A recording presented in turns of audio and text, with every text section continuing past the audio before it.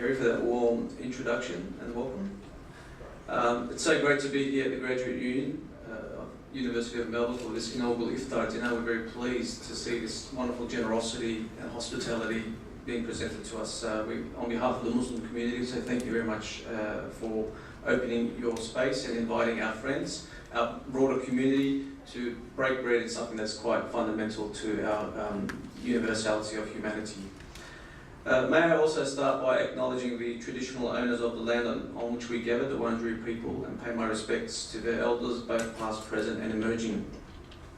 I also would probably just not go through everyone's recognition and acknowledgement. It's already been done. You're all distinguished guests in our eyes, so thank you all again for being here.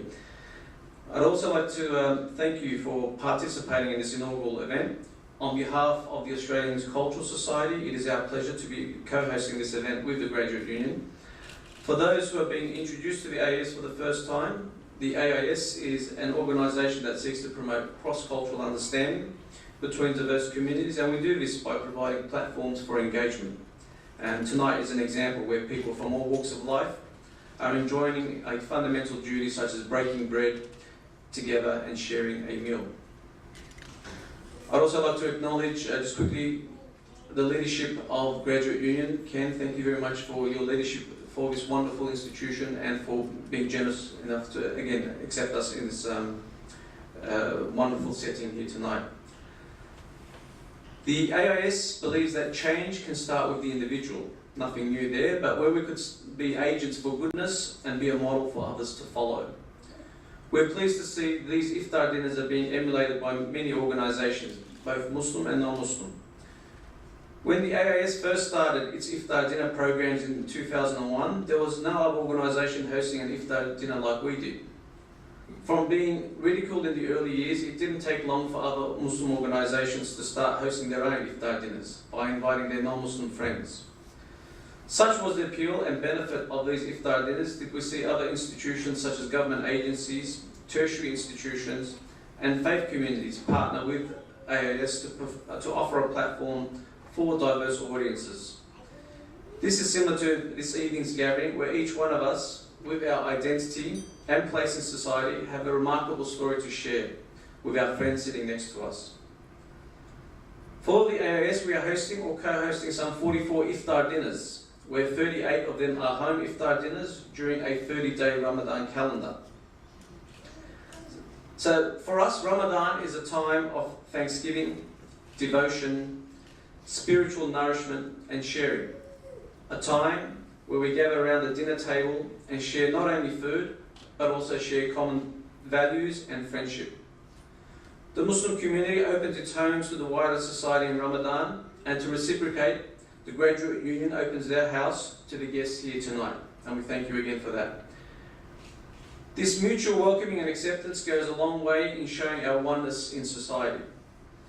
We Muslims are your neighbour, your colleague, your friend, and we share the future of this country with you. As we just complete the first third of Ramadan, there is much that can be said about Ramadan and fasting during this holy month. No doubt, fasting is something that each and every one of us can relate to in one way or another. It has a place in all major faith traditions, but it also has a place in everyday life, as we are often expected to fast for medical reasons. But the feeling of going without food is a profound feeling. The meaning of the word Ramadan literally means intense heat and scorched ground. It exemplifies for Muslims the physical exertion required to attain a high station of spirituality. Refraining from food and drink from pre-dawn to sunset, one takes on the qualities of angelic beings as one suppresses their physical desires for food and water. The heart is thus directed away from worldly activities and wants, making the heart receptive to spiritual signals and giving in the ability to tap into the inner dimensions of one's existence.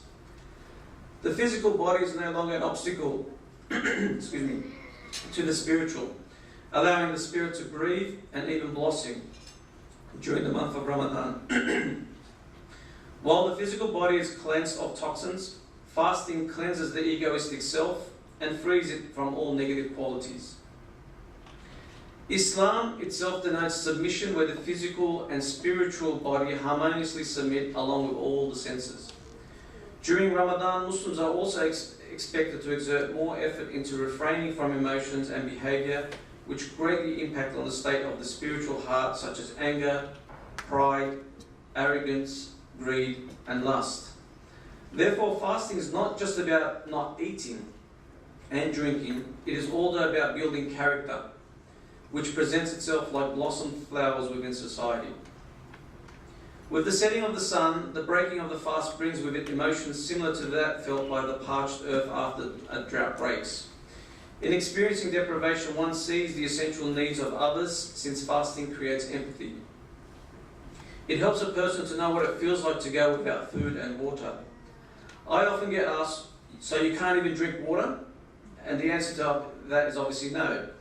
But I get surprised at this because there are still millions of people around the world who do not have access to clean water. Whereas I have access to sparkling clean water at the end of the day, just as I have a guaranteed meal at the end of that day. But many millions of people do not know when their next meal will be, nor do they know whether they will drink fresh water during their lifetime. The empathy created by fasting makes people more generous and charitable towards the other. Ramadan is also an extremely social time. While it seems like a paradox whereby Ramadan is a spiritual time necessitating some level of solitude, it is also a very social month. Interestingly, both are achieved without taking away from each other. Muslims will spend many of their dinners with family, friends, but also strangers who become their new friends. Thus, hospitality is an important part of Ramadan. But this hospitality means breaking bread and sharing a meal not only with those we know, but those we do not know. It is such hospitality which can strengthen the very social fabric of our community, whereby people of different cultures, beliefs, worldviews are embraced because of the commonalities that are shared, celebrating the differences. On the topic of hospitality, there is an Islamic anecdote from the patriarch Abraham. As the Prophet Abraham, according to Islamic tradition, he is considered as a messenger of God. He was known for his generosity, always sharing his meals with guests, never eating alone. It is recounted that a fire worshipper sought the hospitality of the Prophet Abraham, and he did not want to host him because he was a fire worshipper and not the believer of a one God. But according to tradition, God said to Abraham, "O Abraham, you will not feed him unless he believes in one God, whereas I have fed him for 70 years despite him not believing in me. Would it be too difficult for you to feed him just for one night?" So Abraham understood his mistake and went to call the man to dinner. And there are many lessons in that story, but the one I would like to draw on is the importance of being hospitable to each other in this global village that we live in. Even though there is a lot of good in this world, we also get challenged with the differences and escalated conflict. You may be forgiven for thinking there's incessant conflict in every corner of the globe. Even though there is trouble out there, the silent majority are still continually working to remove prejudice, racism and bigotry, and sowing the seeds of peace, compassion and respect. This is the path the AAS has taken, and we believe the best way to respond to local and international incidents is by positive action, through dialogue, leading to understanding and acceptance underpinned by mutual respect. We believe every life is precious, irrespective of where on earth that life is. So when we hear a life has been taken due to a murder, a mass shooting or through a terrorist bombing, it impacts us irrespective if the person was in the West, Asia, Africa, Australia or anywhere else, whether the deceased was a Christian, Jew, Muslim, Buddhist, Hindu, atheist. It doesn't really matter what their identity is. These reports unfortunately shape us to our core. I just want to recount a story that happened about close to a year ago today, where one of our volunteers, Layla El-Sabari, brought the Baghdad bombing closer to home.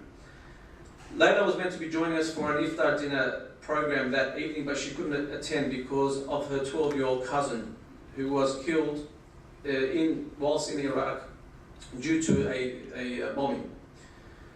So it just goes to show that terrorism, no matter where it strikes or who it impacts everyone locally and from afar. And we as Muslims are also concerned about our security here in Australia, as terrorism, like I said, is indiscriminate in its killing, and it has no religion and has no consideration of the culprits. Being vigilant and seeking ways to come closer together is what we must continually do. We need to grow the core of society, increase the number of good-willed people, and help find a path for those seeking assistance in removing obstacles that are deterring them from being a part of the mainstream. We know that people of goodwill will always unite for a common cause. They will rally to uphold the common values that bind us all together. The future well-being of our society is up to those in this room and beyond to promote those values of mutual respect, understanding and acceptance, so that our children would be handed a world where they see hope and a platform to advance humanity forward. Let's rise to this challenge and importantly inspire people outside of this room to keep an open mind, be forever respectful and embracing of diversity, and strive to make this country better. Once again, I thank you very much for your attendance and for giving an opportunity for me to say a few words, and we look forward to continuing this relationship. But before I depart, I just wanted to ask, Tanya, would you mind bringing our small presentation now, if you don't mind? I just thought it'd be an appropriate time to invite the President. Again, if you could also just step forward, please. We have a presentation we'd like to give.